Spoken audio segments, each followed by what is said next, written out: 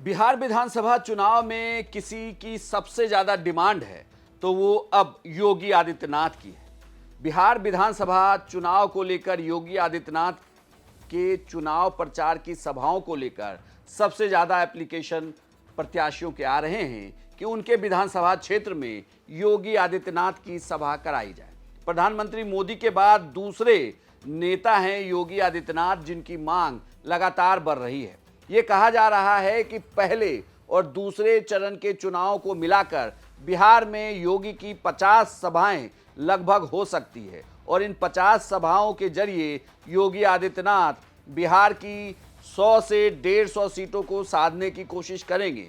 UP से लगे हुए वो जिले जिनमें एनडीए का प्रभाव कमजोर रहा पिछले विधानसभा चुनाव में, उस योगी आदित्यनाथ के जरिए उन्हें साधने की कोशिश की जा रही है। दरअसल ये कहा जा रहा है कि जिस शाहाबाद में बीजेपी का पिछली बार सिर्फ 2 ही सीटों पर एनडीए चुनाव जीत पाई थी, वहां इस बार योगी आदित्यनाथ की सबसे ज्यादा सभाएं कराई जाएंगी। दरअसल शाहाबाद के रीजन में राजपूत वोटर काफी ज्यादा हैं और साथ ही योगी आदित्यनाथ के जरिए भगवा वोटरों को भी साधने की एक कोशिश बीजेपी करना चाहती है। बीजेपी कोई भी कोर कसर इस चुनाव को लेकर नहीं छोड़ना चाहती। साथी दलों की भी ये मांग है कि योगी आदित्यनाथ की रैलियां उनके क्षेत्र में भी हो, तो ये भी कोशिश की जा रही है कि हर जिले की एक सीट पर योगी आदित्यनाथ को जरूर पहुंचाया जाए। तो अब देखना होगा कि अपने बिजी शेड्यूल में से योगी आदित्यनाथ कितना समय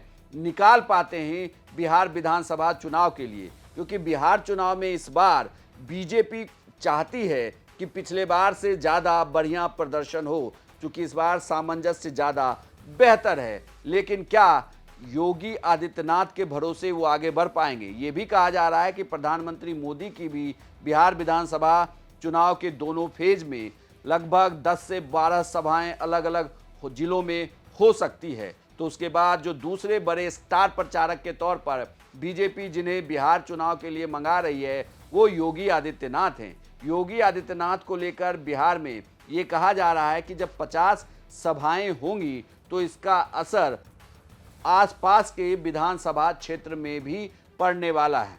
दरअसल योगी आदित्यनाथ का प्रभाव जिन जिलों में है वो गोरखपुर से लगे हुए जिले हैं, चाहे वो सारण हो, गोपालगंज हो, सिवान हो, वाल्मीकि नगर हो। इन जिलों पर योगी आदित्यनाथ का प्रभाव ज्यादा पड़ेगा। तो यहाँ की लगभग 32 से 35 सीटों पर योगी आदित्यनाथ डायरेक्ट इंपैक्ट डाल सकते हैं। दूसरी बड़ी बात यह कि योगी आदित्यनाथ एक फायर ब्रांड नेता हैं जिनके लॉ एंड ऑर्डर और बुलडोजर वाले एक्शन को लेकर काफी चर्चा रहती है, तो इस वजह से भी बीजेपी चाहती है कि इनका इस्तेमाल किया जाए। राजनीतिक विश्लेषक ये भी मानते हैं कि योगी आदित्यनाथ को बिहार में अगर प्रचार के लिए उतार रही है बीजेपी, तो उससे बीजेपी अपने भगवा वोटरों को साधने में या एकजुट करने में कामयाब हो पाएगी और उन क्षेत्रों में जहां पर उन्हें अपने वोटरों को एकजुट करके रखना है तो उसके लिए योगी आदित्यनाथ का होना जरूरी है। इसलिए भी योगी आदित्यनाथ को यूपी चुनाव में उतारने की बड़ी तैयारी चल रही है। चूंकि इस बार बिहार में प्रभारी के तौर पर केशव प्रसाद मौर्य भी हैं जो डिप्टी सीएम है, तो उन पर भी दबाव है कि बिहार में बीजेपी का प्रदर्शन बेहतर हो। ये कहा जा रहा है कि केशव प्रसाद मौर्य सीधे तौर पर लगभग 100 सीटों को देख रहे हैं और ये कोशिश कर रहे हैं कि यूपी के और भी मंत्रियों को बिहार विधानसभा के क्षेत्रों की कमान दी जा रही है, जिसके जरिए ज़्यादा से ज़्यादा लोगों से संपर्क करके वोटरों तक पहुंचा जा सके और चुनाव में बीजेपी को जीत दिलाई जा सके।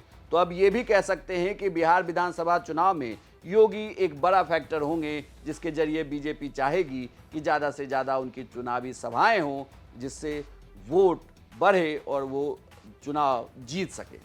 आपकी क्या राय है? क्या योगी आदित्यनाथ के बिहार विधानसभा चुनाव में उतरने से बीजेपी को फायदा होगा या नहीं? अपनी राय कमेंट बॉक्स में लिखकर जरूर बताएं और बिहार की तमाम खबरों के लिए आप देखते रहिए सिर्फ बिहार तक।